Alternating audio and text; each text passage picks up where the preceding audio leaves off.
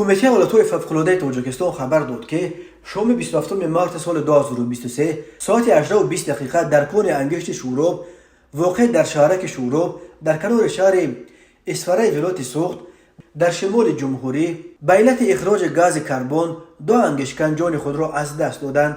یکی از آنها 45 و دومی 57 سال داشته. هر دو ساکنان اسفره بودند.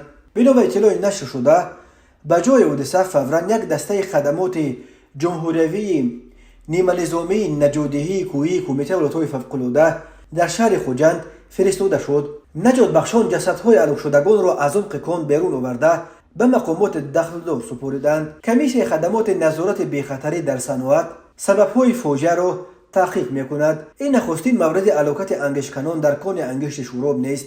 قریب 2 سال پیش 24 یولی سال 2021 بر اثر ترکش در کان انگشت شوراب 1 نفر به هلاکت رسیده، چند نفر دیگر زخمی شده بودند.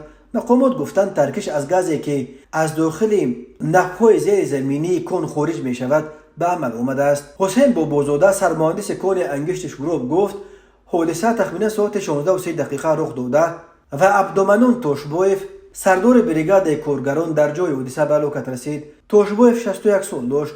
کان انگشت شوراب یکی از قدیمترین و کلانترین کان‌های انگشت تاجیکستان به شمار می رود.